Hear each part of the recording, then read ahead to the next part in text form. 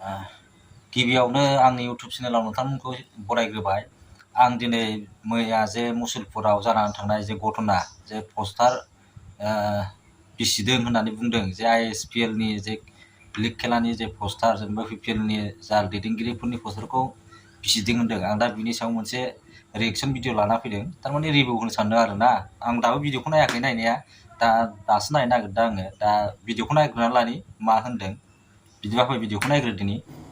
दिनै जोंनि मुसलपुर हालामाव जि ISPL नि जि लिग सोलिगासिनो दङ, बे लिग सोलिफुबाय थानाय समावनो मुसलपुरनिफ्राय बाथौपुरि जि जोंनि वेलकाम गेट more than 100 माने पस्टारखौ दिनैनि मोनायाव माने सान्थि लुगैयि माखासे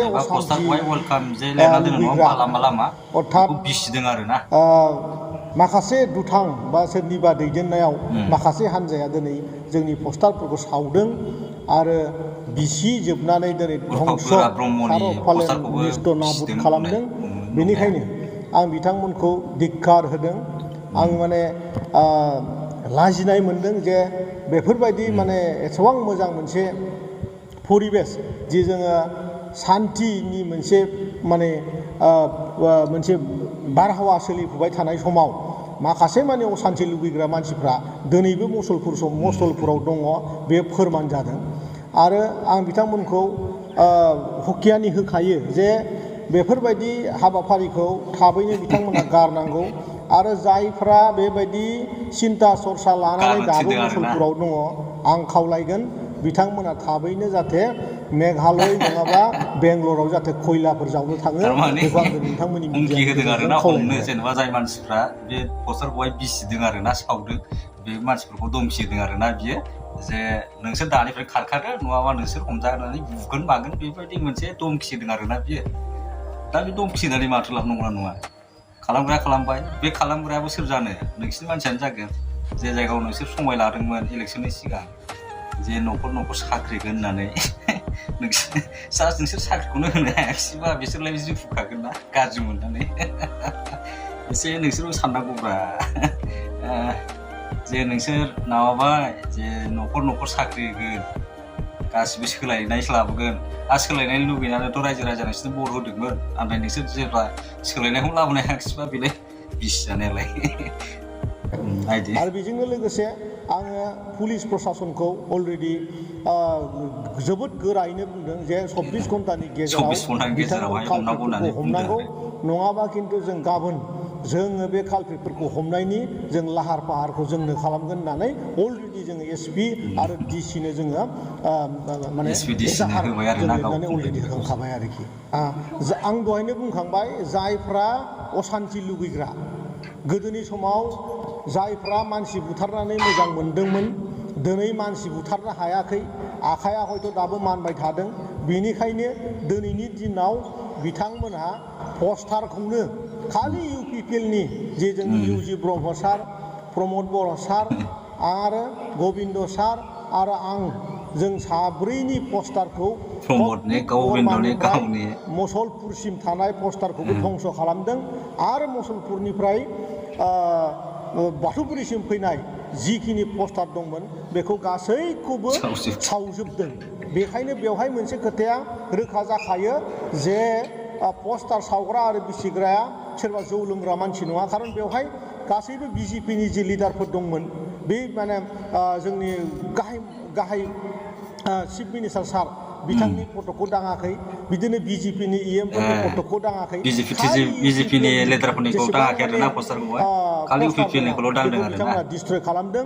बेजोंहाय मोनसे खोथाया रोखा जायो जे बियो जोंनि UPPLनि बिर'धि खालामग्रा राजनितिक हान्जानिनो मोनसे हाबाफारि, बे खोथाया बेयाव रोखा जाखायो आरोखि। थारमाने UPPLनि लिडारफोरनि पस्टारखौल' बेवहाय बिसिदों आरो ना।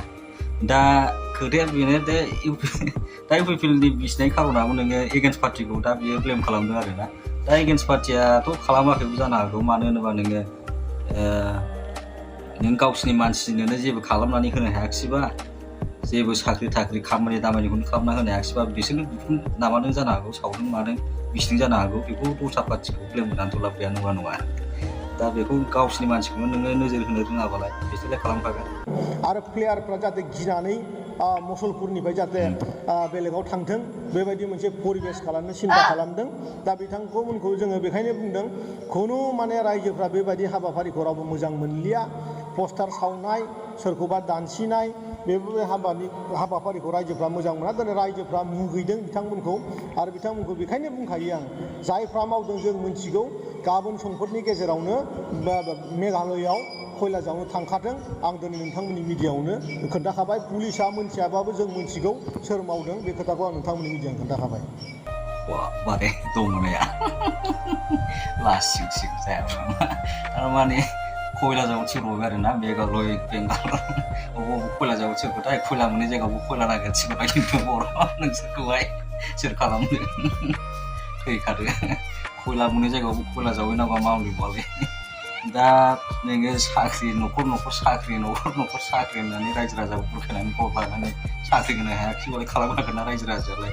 बेवहाय दस्रा पार्टिखौ ब्लेम मोना माथो मोननांगौ जाया माने पस्टार सावदों जाहैबाय आरो ना। दा बे पस्टारखौ सोर सावदों मादों गावसोर मोनथिनानै दं जाहैबाय। गावसोरनि गोसोआव दं खोमा लिस्टआ सोर सावदों सोर सावाखै। जिखुनु जाया बिसिना टारगेटआ BPFखौ टारगेट खालामदों आरो ना बुङाखैबाबो। एगेन्स्ट पार्टियाथ' सोर दं नंगौना नङा गावसोरनि एगेन्स्ट पार्टिया सोर दं UPPनियालाय BPFसो नंगौना नङा दाथ' गावसोरलाय BJPसो। दा मेन खारनानो जाहैबाय जे पस्टार नामानायखौहाय जाय नामादों बिसोरखौहाय खामानि मावनो थिनहरबाय आरो ना बेंगालर टेंगालर खारनानै थांखादो दानो नङाबा दालि मोनजानो हागौ बेबायदि मोनसे खोथा होनदों आरो ना। दा खोथाया बेनो जे नोङो सिगां इलेक्सननि सिगांबो जेनेबा सरकार दायै समावबो नोङो रायजो राजा गरिब गुन्द्राफोरनिफ्राय नोङो खामला मावग्राफोरनिफ्राय नोङो थाखा खाङै मिथिं दावथिं खालामबाय। जेनेबा प्रमद बर'आ फरायसाफोरखौ लानानै लाइमोनफोरखौ लानानै रायजो राजानि बोराय बुरैफोरखौ दुखुथियाफोरखौ लानानै जेनेबा राजा लामा ट्रेन लामा हमथाबोबाय। न'बड'लेण्ड न'रेस्ट डिभाइड आसाम 50-50 जान लेंगे राज लेंगे बड'लेण्ड मोनाबा जों जिराया होननानै स्ल'गान होबोबाय नंगौना नङा। दा बर'थे बे स्ल'गानालाय मानो बावजोबो लासिं सिं नङा होमबा। साननानै नायोबा सिगांनि भिडिअफोरखौ नायोबा दाबो लाजिनो ओंखारो बेबायदि होनग्रा मानसिया दिनै मा खालामफैगोन। दा बे पस्टारखौ रावबो नामायाखै मिथिबायना। बे खालि गावसिनि गेजेरावनो दङ बेयो। रावबो बे पस्टारखौहाय बिसियाखै सावाखै आरो दस्रा गुबुन पार्टियाथ' रावबो दांखानाय नङा दांखाया बिदिखौ दांग्रा नंखायाबो। लास्टआव आं बेखौनो बुंनो सानो आरोना जे गावजों गावनो मिलायलायनो हायाखिसै आरोना बर'आ। बिनि थाखाय दुखु जानांगौ जाहैबाय रायजो राजाया।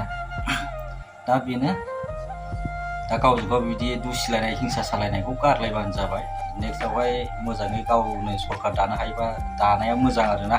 गुबुननि सिङाव थानानैथ' लाब गैया आरो नोंनि नांगौखौबो बिसोर सुफुंनानै होखाया। जेरेखम दा नोङो रंजालि दैमारि साख्रिखौ होआखै थिग बेबायदिनो खालामखागोन बर'फोरखौ गथायनो नामानानै दोनखागोन आरो ना सिङाव दोनखागोन। बेनि थाखायनो गावजों गाव ज' जानाया मोजां आरोना दानिफ्रायनो। जा जे पस्टारनि खोथा होनदों बे पस्टारखौहाय रावबो नामा बिसियाखै गुबुन पार्टिया। बे नोंसिनि गेजेरावनो दङ नोंसोर गाव बिसोरनि नांगौखिनिखौ सुफुंना होनो हायाखै बिनि थाखाय बिसोर बिदि खालामदों। नोंसोर गावनि पार्टिनि मानसिफोरखौ नायबानो जाबाय मिथिबायना। जोंनो नाङा पाब्लिकनो जोंनो जेबो नाङा नोंसोर गावबा गावनि पार्टिखौ मोजाङै खालाम मिथिबायना। दिनै भिडिअआ एसेनोसै बाय।